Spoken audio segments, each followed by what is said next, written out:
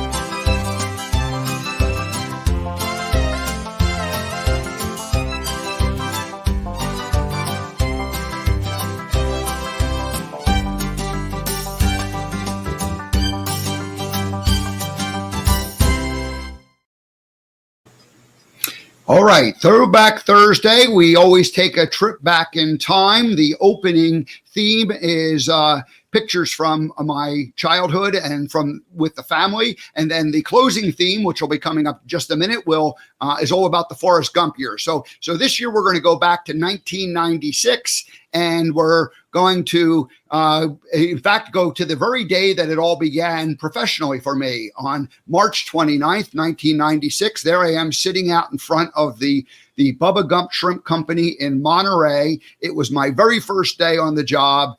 I had gone down about 10 days earlier and did a quick audition or interview with them, and they hired me. And here it was on day one down in Monterey. So 24 years ago, I guess. And then that same summer, my sister Eileen, in fact, where I'm living now, this is the backyard of where I'm staying in Pennsylvania. There was a party, and big family party. And I was about 4 or 5 weeks into my Forrest Gump career. I came back for that party. And here is my grandmother. This is my father's mother. She was probably about 90 years old at the time. Maybe no, she would have been in her late 80s. And because she passed in 2000 at 90 or 91, so this was just a couple of years earlier. So she was probably about 86 in this picture. But it's really nice the way she was thinking, what's this crazy grandson of mine doing dressed up like Forrest Gump? All righty. And now this is just a fun picture I found from the early days down in Monterey. A couple had married, and I don't know why.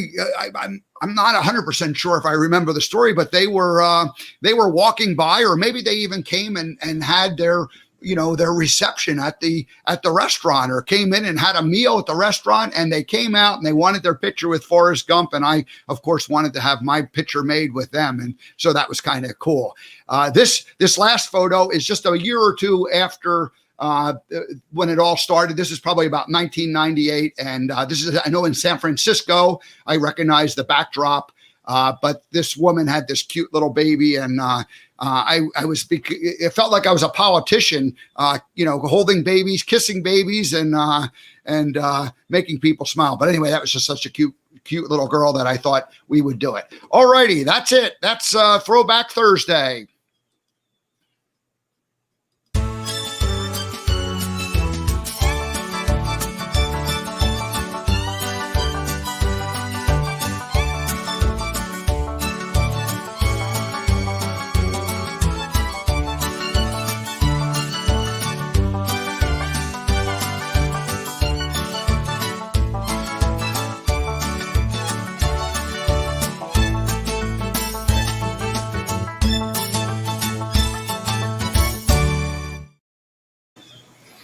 All righty. So hope you enjoyed Throwback Thursday. That's always fun for me to go grab a couple of photos from the past and have a little bit of fun playing around with it.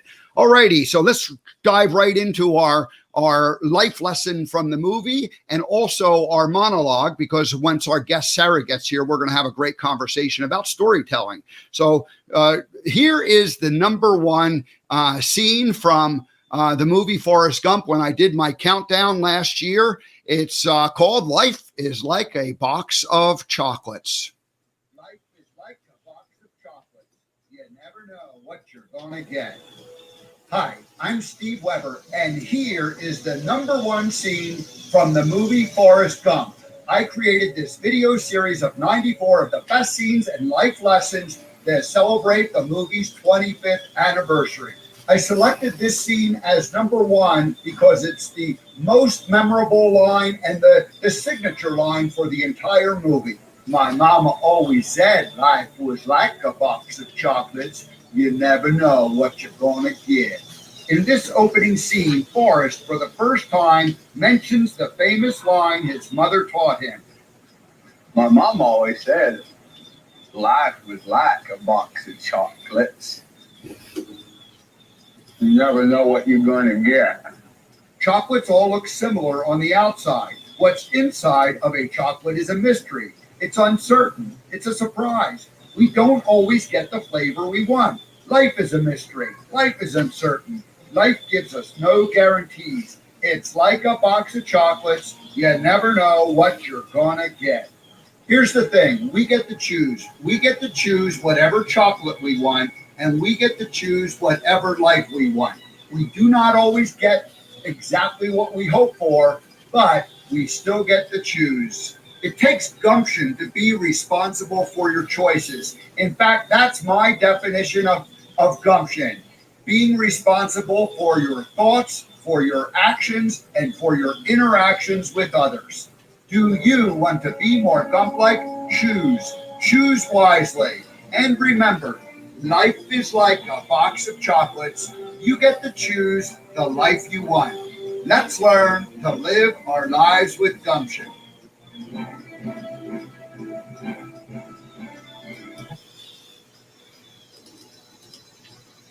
All righty, yeah, there it is. The number one scene from the movie Forrest Gump.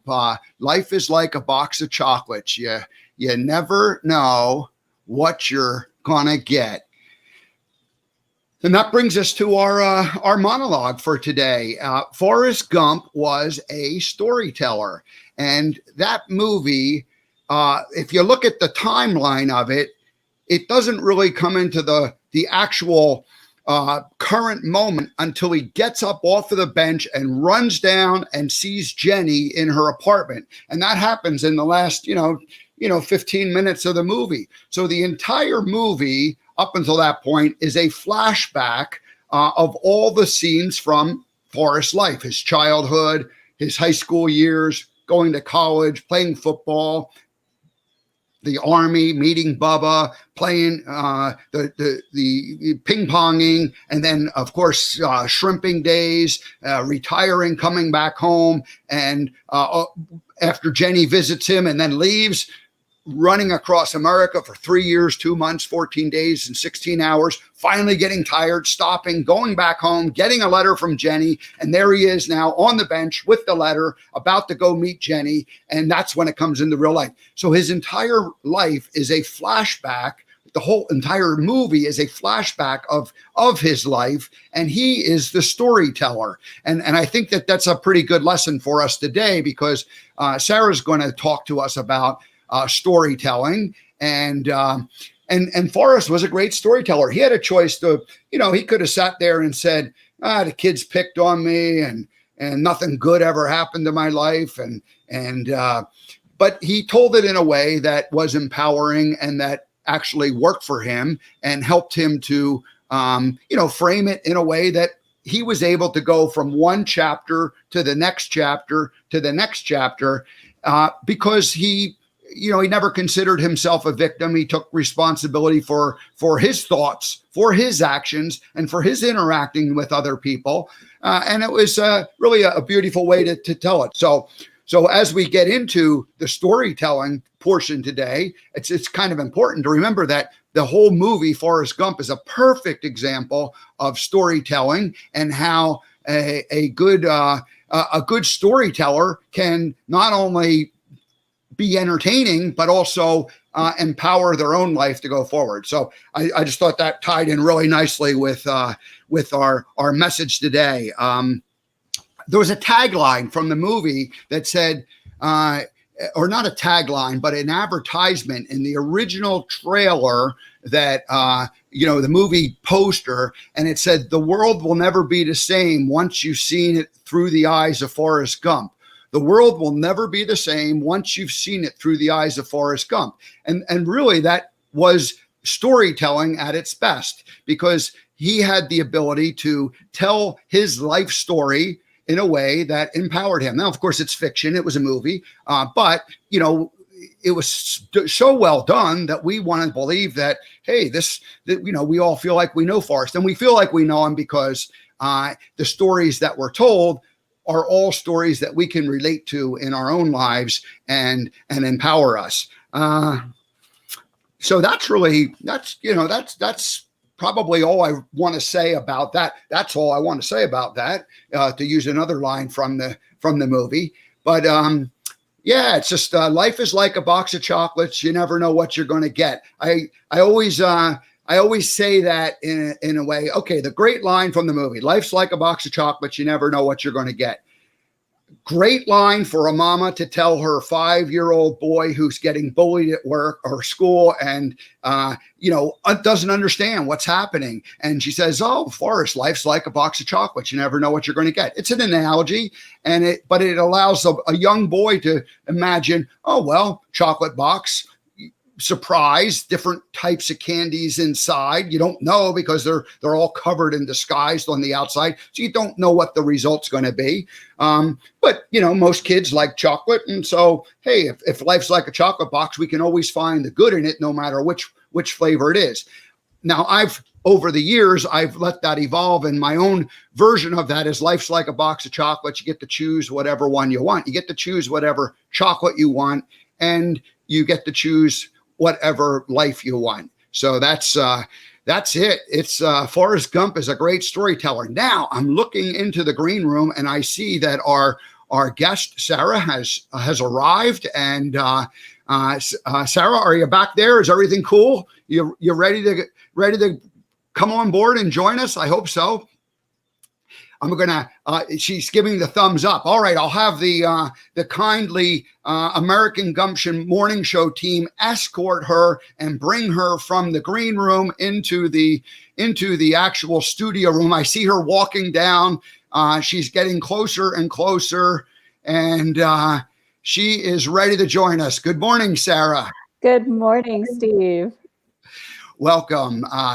Welcome to the American Gumption Morning Show. Now, the way this works is we have a special introduction for any first-time guest. So it's something that we decided everybody needed to be honored and treated special the first time they come on. If they come back a second time, we just treat them like family and say, "Hey, welcome." But so let me go ahead and read the back cover of your book. Which just says who you are, and then we'll play our welcoming theme. Is that cool? Are you down with that?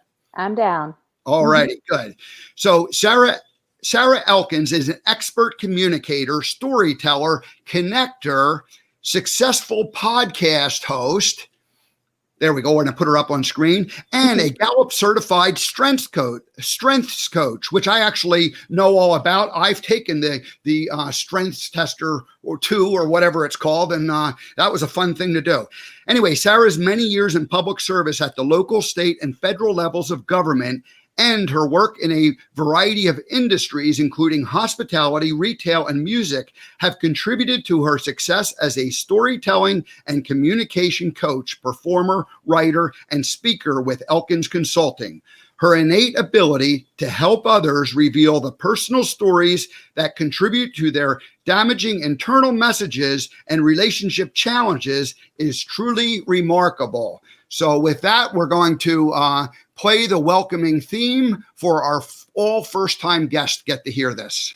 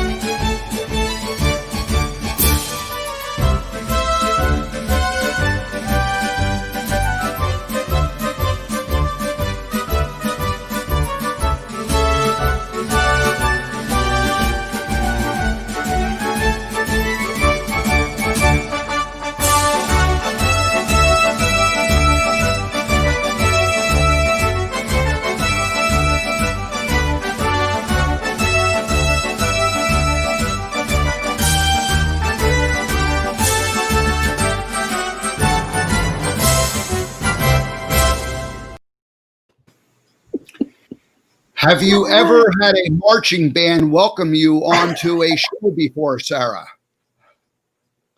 Never. Immediately started baseball. I don't know why. And I kind of wanted to be sitting on a float and waving the little parade wave. Exactly. That's parade music. That's the Washington Post March, originally written back in the 1880s, and Glenn Miller and his swing band made it famous in the 1940s. So there you go. Well, welcome to the morning show. Just a little tiny bit of a personal history. You and I met about 4 years ago, although we never actually met in person, but we got to know each other. I was living in Montana at the time. I had lived there for about 10 years, but left almost a year ago now. And we had some ideas on doing some different things, communicating with different people in the Montana space. It never quite happened the way we envisioned it, but we got to know each other during that process and became friendly and maintained a friendship. Over the last few years, I've watched on LinkedIn, you've become quite the LinkedIn influencer. You've got a big following and you do a lot of posting and sharing. And so just real recently, I saw that you had published your book and I immediately purchased it. And then I reached out to you and said, hey, I bought this. I like it. So then it arrives and I end up reading it. And it really was, it was great because I could not have written this book, but I have done a lot of the work that you write about. And I know how important story is. And first, the story that we tell within our head, and then the story that actually comes out of our mouth. So anyway, I just wanted to welcome you to the show. And I think the book is great. And let's see, I can do one last little, well, not last plug, but one more plug for the book. There is the cover of it. Your stories don't define you. How you tell them will. So I would recommend everybody go to Amazon and purchase this book as soon as you can. All righty. So tell us, how did it happen, Sarah? What was the book inside of you for a long time, or did it kind of just pop up in the last year or two? Well, that's an interesting question because I had been worried when I was just getting ready to launch the book. I got really worried because I kept hearing from other authors that your first book is always crap. And I thought, oh my gosh, I don't want to put this out there if it's not going to be a good book. And then I realized that that's not true. This was not my first book. I've started and stopped at least 3 other books. I wrote one almost all the way through using fly fishing as an analogy for storytelling. And so this wasn't actually my first book. But the reason this one came together the way that it did, and the reason it's meaningful to me, is that when I started my podcast 2.5 years ago, my first episode was 3 years ago in late December. I started interviewing people that were meaningful to me. Cheryl Snap Connor was my first guest, and she is a PR guru down in Salt Lake City. And then I interviewed Whitney Johnson, who is just an outstanding, inspiring speaker and writer. She wrote Disrupt Yourself and Building an A Team. And when I interviewed these women, they knew how to share a story that was meaningful to them. But I was pulling it out of them. They couldn't just come up with them. When I said, tell me about a pivotal moment in your career, something that happened, a specific time, conversation, event that really changed the way that you viewed yourself and the world around you. And none of the first people that I interviewed could really do that easily, which was the beauty of it, because then our conversation was very organic. But what I realized is that it's important for people to be able to do that, to answer that question. And as I worked with more and more of my podcast guests to pull out their stories, I thought everyone could use this kind of help, pulling their stories and creating what I call a story portfolio. So the book was really a worksheet, a workbook, and it actually has exercises throughout to do with a reader exactly what I do with my podcast guests and a lot of my coaching clients that are working on presence, on being better public speakers, on being able to communicate more effectively and connect more authentically with people. So those are leaders in the business space. They are teachers. They are people who want to be inspirational, motivational speakers. So really being able to uncover those stories to use when it's appropriate is a huge part of the book. But really the next part is understanding how those stories are impacting you and your relationships in the way you tell them.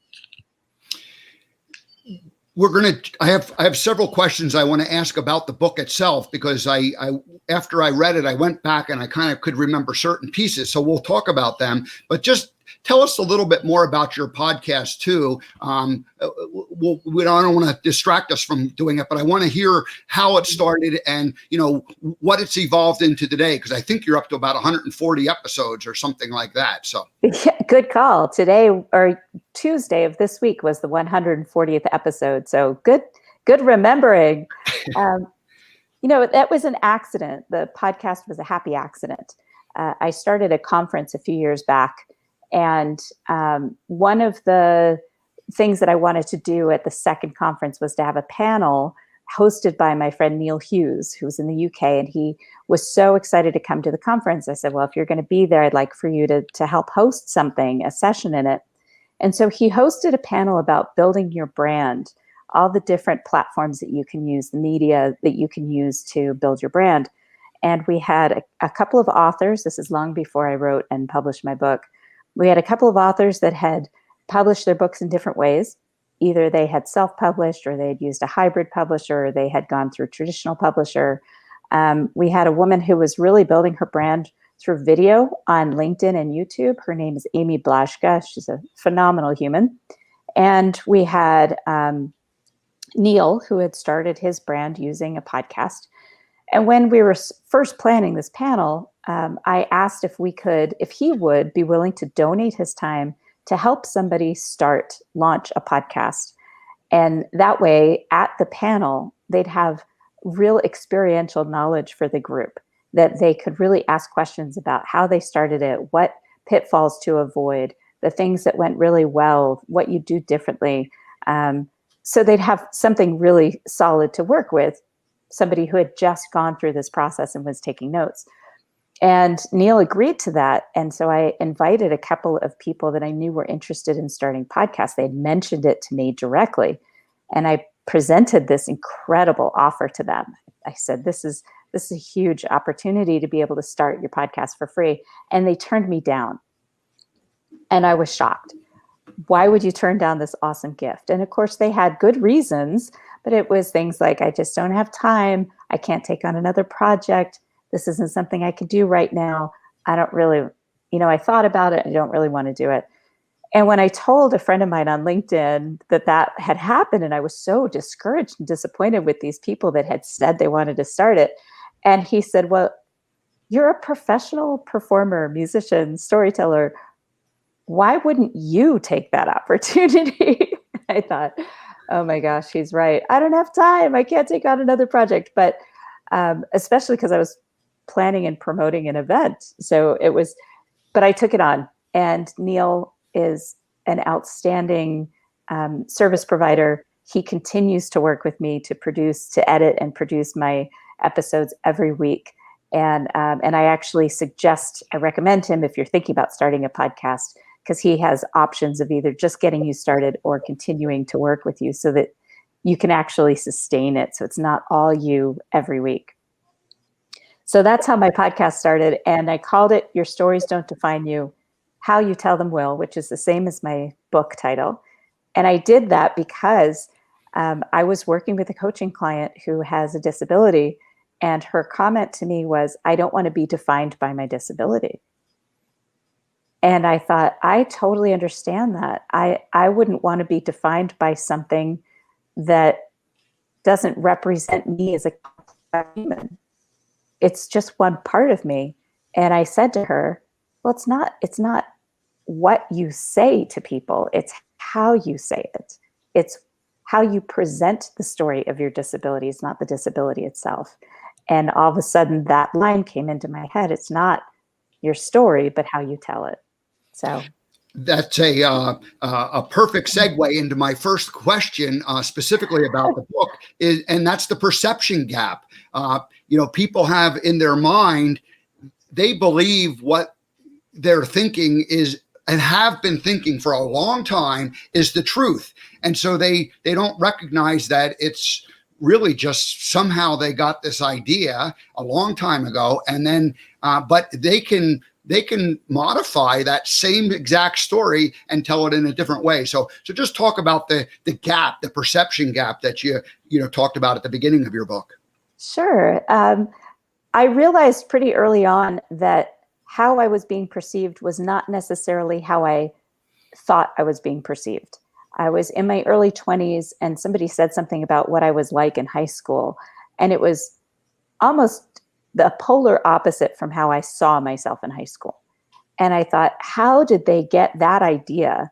Because I didn't feel like I was presenting that person to them, but somehow they got this idea. And then I started seeing it in others where somebody thought that he was a nice guy, and he really had this, he gave off this impression that he thought he was a nice guy, but everyone I knew around us were like, oh no, this is not a nice person. And I thought, where does that come from? How does that gap occur? And what I realized is that they're not really thinking about how they're being perceived. They're thinking about their own actions and their own behaviors and what their intent is. But the reality is, it's not about your intention when it comes to how people perceive you, in terms of not aligning that intention with your actions and behaviors. So it actually bleeds right into storytelling. When you're sharing a story and your expressions on your face don't actually align with the story, you're telling something funny, but you're telling it very straight-faced. And while that can be part of your humor, in general, you really need to make sure that your expressions are in alignment with the story you're telling. It's the same thing with perception. If you want to be known as a nice person, you have to do things that people perceive you as a nice person. You have to pick up after your dog when he does something on the sidewalk. You have to open a door for the person behind you when their hands are full. You have to consistently demonstrate those behaviors if you really want to be seen in that way. It reminded me of two personal experiences I had.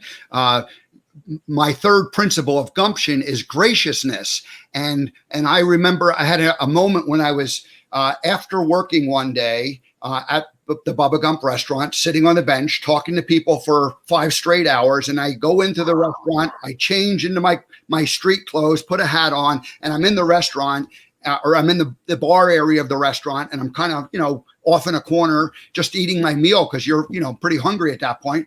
And somebody comes up and sees me and announces to everybody, "Hey, everybody, it's the Forrest Gump guy." And I didn't, I just wanted to be left alone at that point.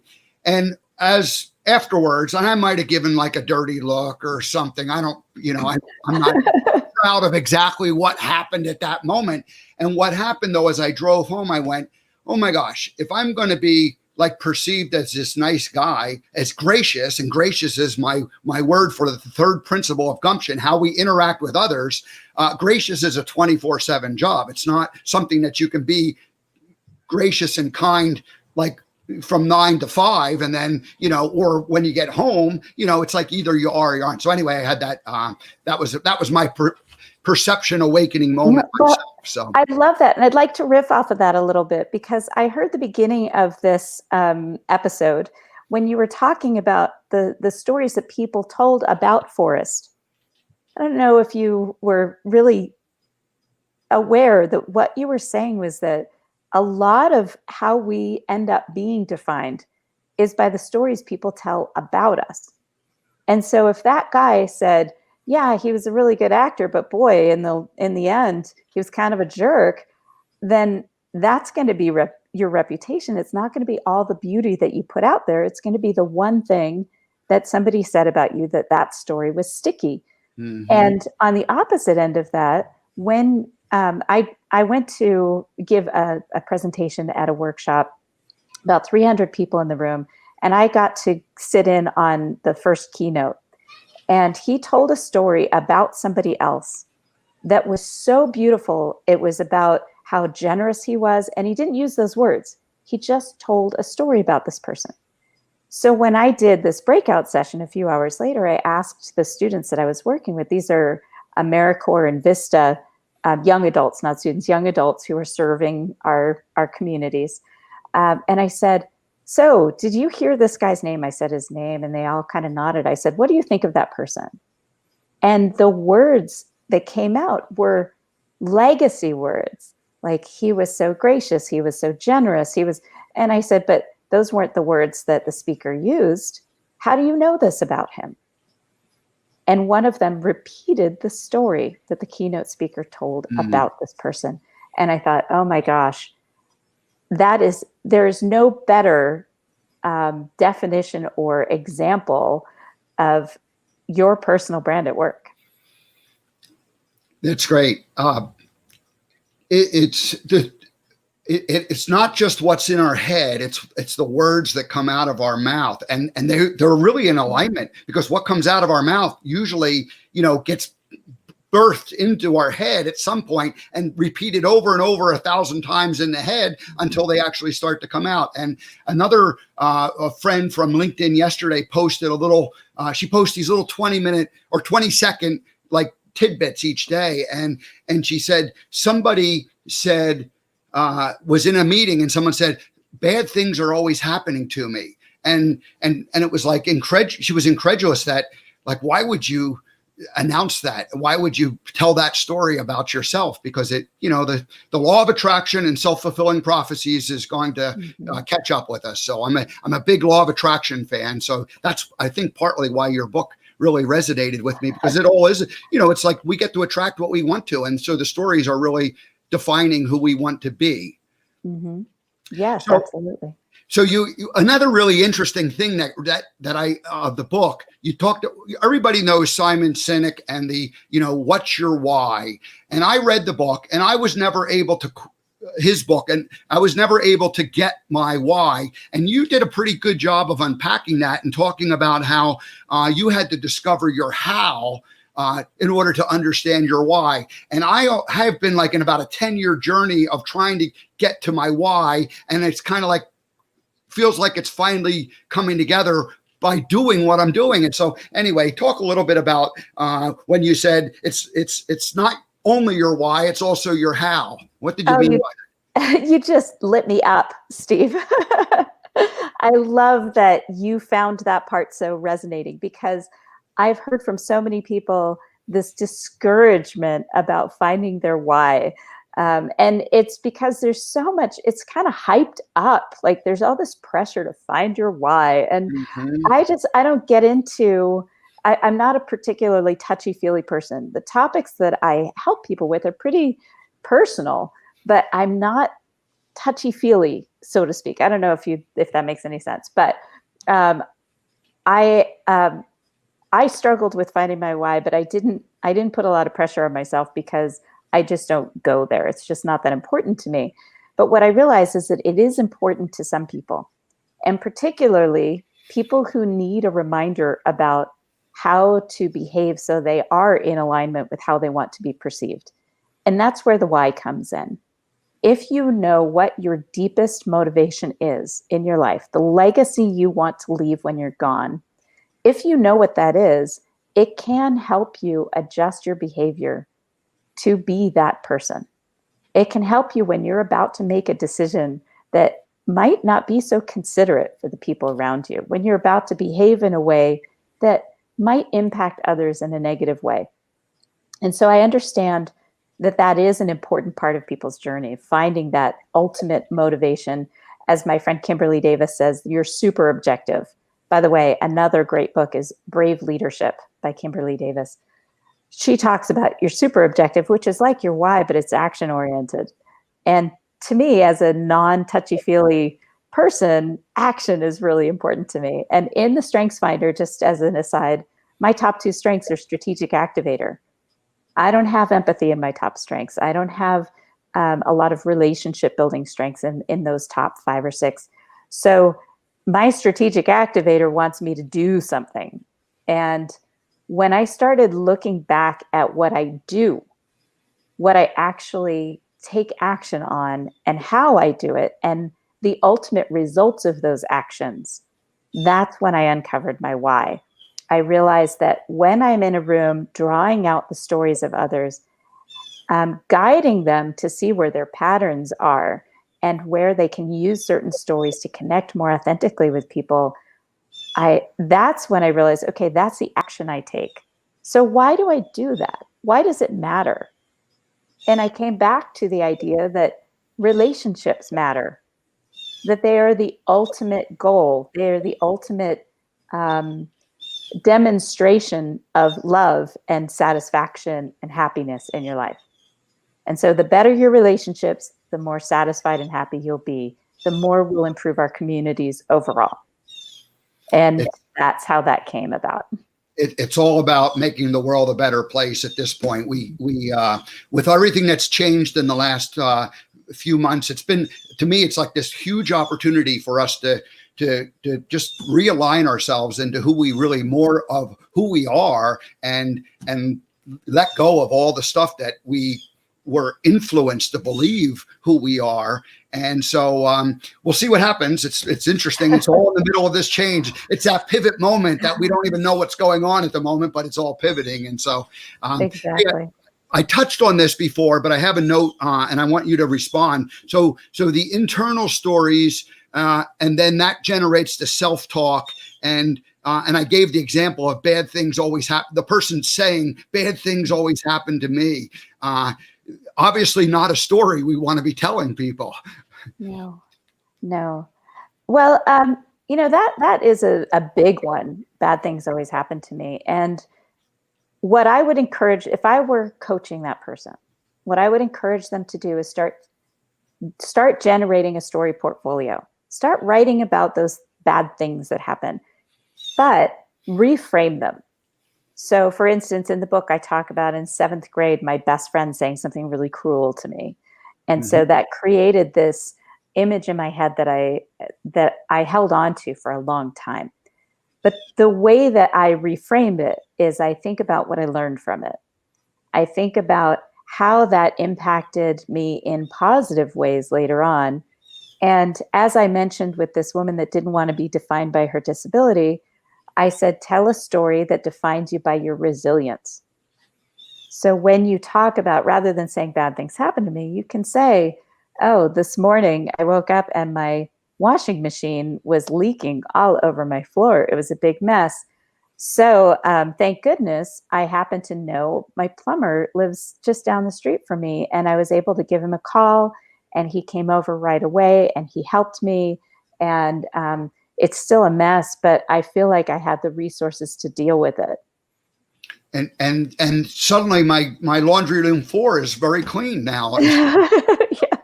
Well, there is the silver lining. I mean, that always helps, but sometimes you're not in a place to find that, but you're always in a place to see where somebody helped you, or where I don't like the phrase "at least." Oh my gosh, that is one of my least favorite phrases. Because what it does is it dismisses your injury or hurt in the first place. At least my washing machine isn't broken. I don't have to replace it.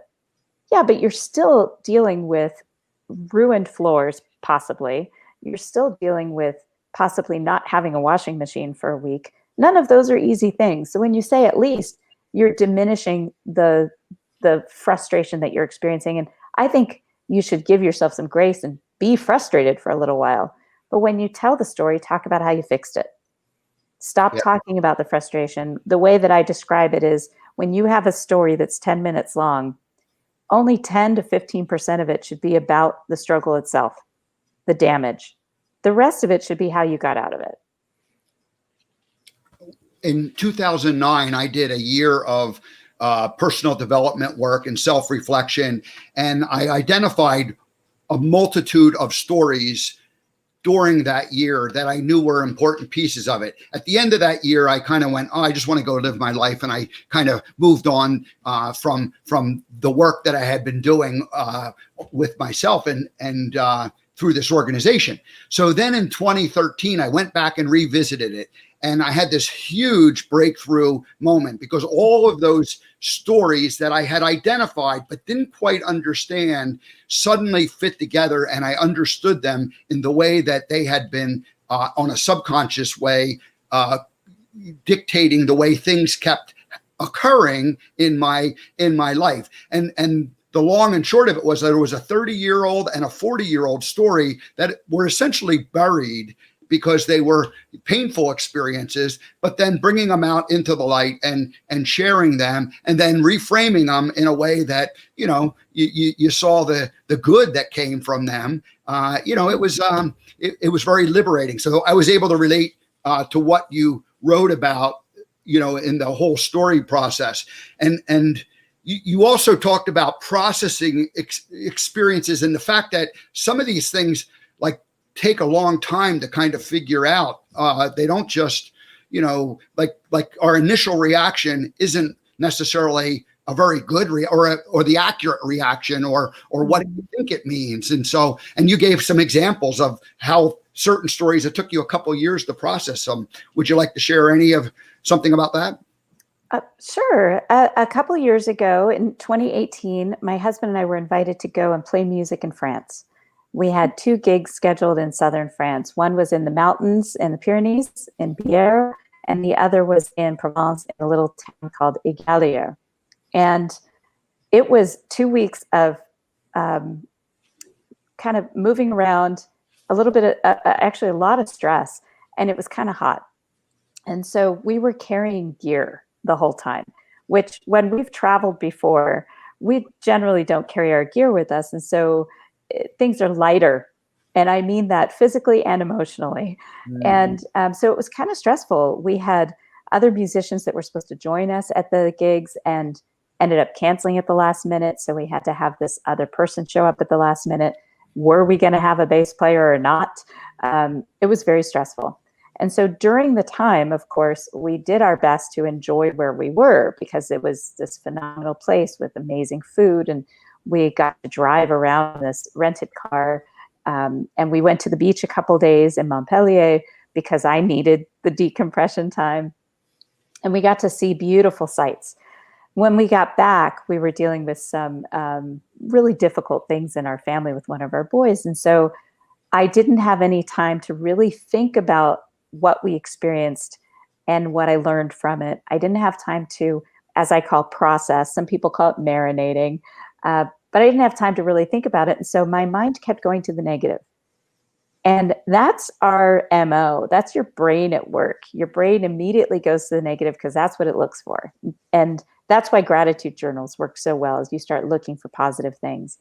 But when I thought about my trip, I didn't think about the beauty. I thought about the stress. I thought about hauling gear in heat. I thought about missing a train. And it was about a week later, somebody called me and asked me about the trip. And I started talking about those negative things that happened. Now, I'm an optimist generally, and I know how my stories come across because I'm a storyteller. So I did continue with how they worked out. But in my mind, I was going directly to the negatives. But she asked a couple of questions like, tell me about the performance. That first performance, how did the audience respond? Because even though they didn't speak much English, music is this amazing connector. So tell me about that. And it completely reframed my trip. I told her about an experience when I was singing and I got the audience to sing with me, and how when I got off the stage, it was like celebrity time, and the beauty of the responses, people trying to speak English to me. It was so uncomfortable for them, but they were so compelled to come and thank me for the song that I sang that resonated with them, so to speak. Resonated, that's my little pun. But I was able to uncover those stories with this woman because she asked the right questions. And I have to just set this aside just for a moment. When I get reviews for my book, I'm always pleasantly surprised or just completely in tears when I hear how impactful it was for people. But the biggest compliment for me has been from people who know me. They bought my book because they love me. They wanted to support me. And each of them said, I didn't think I'd like it. I don't really read self-help books, but this really helped me uncover this pattern or whatever it was. And every time I hear that, I think, okay, there are 2 parts to this. One is, oh, thank goodness, it was impactful. It helped you. But second is, our relationship must be really strong if you think that that's okay to tell me. And I'm so honored that you trust me enough to say, I didn't think I'd like your book. Yeah, not everybody's into this, consciousness and awareness. A lot of people are resistant to go there, and so I understand when people say, "Gee, this is not what I normally like to do." So the fact that they said that is a great thing, and yes, that's a tremendous compliment to the strength of your friendships, that they would be able to just say it, knowing that, hey, it's going to be okay. So that's great.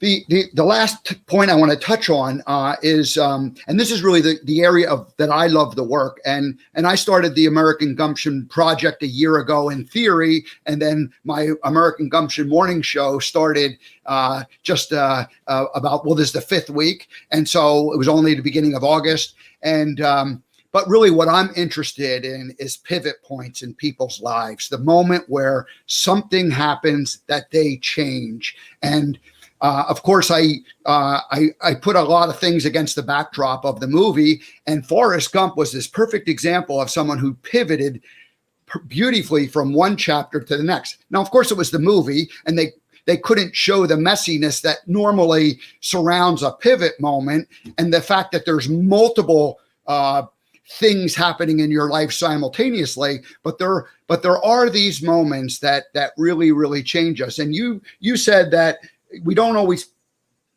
always aware of it. I'd like to think that as my life goes on, I become more and more aware of them and see them. But I'll agree with you that it takes a bit of time and perspective to look back to know which ones you think are pivots and which ones really are pivots. So anyway, share with us and the audience just about your pivot moments, because I love this topic. No, absolutely. I really don't believe we know when those pivotal moments happen at the time they're happening. I think it's really important to look back to see where they were, because it helps us understand where we are at that point. Sometimes it's hard to see where you are, but if you don't see where you are in this moment, then you can't move forward. You can't be where you want to be if you can't assess where you are in the moment. And in order to do that, you have to see where your patterns are. You have to see where something changed. And I've had quite a few that I can look back and say, oh my gosh, I didn't know at the time. So one of the stories I tell in the book is when I was a professional in Washington, D.C., implementing software in agencies like the World Bank and the Federal Reserve and Department of Ed. My final one when I was in D.C. before moving to Montana was NSA. So I had super high security clearance. I was pregnant through part of that time. And then when the baby was born, I went back to work just a few weeks after he was born. And I had this idea of myself as this professional, that this is what I wanted in my life. And this was my priority. And what was interesting was how that shifted. I didn't even want children. That was not part of my plan to have children. Mm. And so having a kid, that alone changed everything for me. But to add to that, I went to work every day. I was a breastfeeding mom. And so I had this pump. And back then, my son is now 21. Back then, the pump was big and heavy. It came in its own leather case, and it was a fancy one. Back then, it was, like I said, really heavy. So I would be carrying my laptop on one shoulder, which, of course, in the late 90s, early 2000s were really heavy as well. My pump on the other shoulder, a snack bag. It was exhausting. And I would get in the car to go to work with all these things, and I would cry all the way to work. And then, of course, I would have to go and do my thing, because when you cry, when you're thinking about your baby, you end up producing more milk. And so it was exhausting. And I remember this one time coming home. It had been a few weeks I'd been back at work, and I got up the 3 flights of stairs in this old building on Capitol Hill in Washington, D.C. My husband wasn't home yet. And the nanny threw the baby into my arms so that I could nurse. She knew not to feed him in the last hour or two before she knew I was going to be home. I sat on the couch with my phone to call my mom, and I'm nursing the baby and looking down at this gorgeous face. He had this perfectly round head, big brown eyes, eyelashes that when he closed his eyes, they hit his cheekbones. I mean, just this perfect little face. And I called my mom, and I just, as soon as I heard her voice, started weeping, sobbing. uncontrollable. I couldn't breathe. I was, the whole trying to stop myself from crying, because I'm generally not a crier. And my mom she's a worrier, and she was a baby nurse at the time. And so she recently retired from that. And she, of course, immediately jumps to worst case scenario. What happened to the baby? Is the baby okay? And I'm like, he's fine. He's fine. He's right here. And then, of course, she jumps to the worst case scenario about me. Is it postpartum depression? What's going on? And I can't even answer her because I'm crying so hard.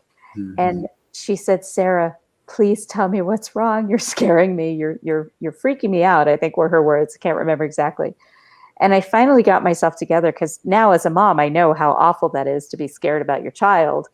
And I looked down at this baby and I said, it's just that now I know how much you love me. Mm. And of course, now we're both crying. Yeah.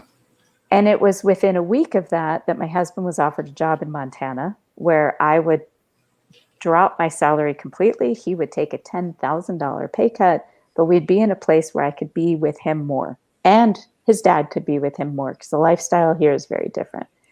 And I said, take it, let's go. A week later. Yeah. Well, that is a great pivotal moment. And I remember reading about that. You added a little bit more than what you shared in the book. So thank you for that. Yeah. These moments change our lives. And isn't it funny that, you had the conversation with your mother, you connected with her in a way that you probably had never connected with, and she appreciated that. And then within a week, your husband is offered the job, and it puts in motion, this kind of changing of the way it works. A huge change. It was what I realized later on, and it was years later, that I remembered the story to this extent as a pivot point. Like, why am I here? Why am I in Montana? This place is so hard to get a job here. And there's still the good old boy club. And I had been, an up and coming professional. I come here, I couldn't even get an interview. And I had to see that pivotal moment. I had to look back at it and say, that's right. That's why we're here. That's how this shifted. And remembering that really helped. It really, really helped. I want to share, I'm going to adjust my screen and share what's behind me. Let's see. I want to go this way. There we go. Do you recognize that state there? That's a Montana. Absolutely. I love that. Is that a moon and mountains? Yep. And it's a stainless steel, and it's got this coloring embedded in it, and it somehow was heated into it. And so anyway, it's just a beautiful piece. So when I was getting ready to leave Montana, I downsized my life completely, and I could only take a few things, and that was the one thing from Montana that I wanted to take with me. But I'm just going to show everybody. I lived right about here, and you lived right about over here. So we were about 200 miles from each other in our great state. I have nothing but great memories. It's interesting. Also, I'll share that Montana I went to Montana with one idea, and I left Montana knowing that wasn't the reason why. That original idea was not why I ended up in Montana for 12 years. It was a very different reason why I ended up there. And it was a beautiful time. And it wasn't like I wanted to leave as much as I felt like I was being compelled and drawn to leaving. And a real good friend of mine from Montana said to me, I feel like you're running away, when I told him I was leaving. And he said, why don't you, and he gave me a list of things that I could do in Montana. And of course, my vision was to share, to do this American Gumption tour, going out there, meeting people, interviewing ordinary people living extraordinary lives. And I went home, and I was very reflective on what he had said, because he said, I feel like you're running away. And I'm like, is that true? Am I running away? And it's a good question to ask. And it occurred to me that no, I was not running away. I was running towards. And I took that story and I turned it completely around, because the work that I had to do was out there. Now, it doesn't mean that I can't continue to love Montana, and I brought it with me, but it's not, it ultimately what I had to do wasn't wasn't there. It was out everywhere. So my plan and goal is to live and work from an RV for the next several years, travel around the country, and meet and interview people in person. Now, I started the American Gumption Morning Show virtually because it just seemed like the right thing to do. And I would hope that I'll keep that going as I also do the in-person interviews, and they'll become more of a produced storytelling where we sit down and we kind of go into more depth with it. But this is a great little primer. So anyway, Montana was all about me learning who I was as an individual and preparing for this next chapter. And I have nothing but love for Montana. You're my first Montana guest that I've had on the show too. So thank you for joining us. I'm honored. Yeah. Well, Montana it's hard. You learn grit. You cannot live here for a long period of time and not be self-reflective and learn about yourself. I don't think you can help it living here, especially if you're a transplant. I'm not so sure native Montanans get the same thing out of it because they grow up with that. But I also don't think that they develop the at least not in previous generations, I don't think they develop that false sense that a lot of people do around the country. I was born and raised in Pennsylvania, but at age 22 ended up in California and spent 27 years there. And everybody from California was from somewhere else, or at least that was the default thinking. Like when I met people, it's like, oh, where are you from? Where are you from? Where are you from? So it was a place that people moved to. And of course, there were people born and raised there.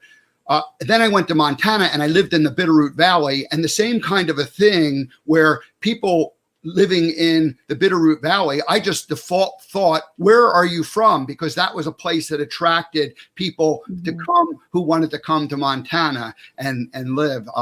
You were in Helena, which definitely had, the state capital, and definitely the Good Old Boys network was entrenched there, but also there was like a lot of movement and things going on, more so than the eastern part of the state, which is, Montana is a huge place. So I love Montana. It is. The cultures are so different from town to town. It's just like anywhere else in the country where, California, the culture difference between LA and San Francisco and Bakersfield. It's even Ventura is different from LA, and it's right next door. So I can't imagine how you could generalize about Montanans this and Montanans that. And same thing happens with anywhere in the world. You just have to see who people are, where they are. Well, Sarah, we're already a minute or two past the top of the hour, so let's wrap this up. People want to get in touch with you, they can go to your website, elkinsconsulting.com. There's contact forms on it. There's ways for them to reach out. But in the meantime, I recommend everybody go to Amazon and purchase Sarah's book, especially if you want to take better control of your life by the stories that you tell. So, Sarah, thank you so much for joining us. And maybe we'll invite you back in the future and we could talk about strength finders, because that's a whole other topic. And but yes. I didn't want to get you mentioned it, and I thought, oh no, we can't distract ourselves with that, because that's a 30-minute or more conversation in and of itself. It is. And I love the work that did too. So anyway, thank you so much for joining us. Good luck with the book. Anything last things you want to share with us? Just so that you know, the audiobook will be available sometime this fall, probably in late September, early October. And I'm including 2 songs as bonus tracks with the audiobook. We are recording them this week.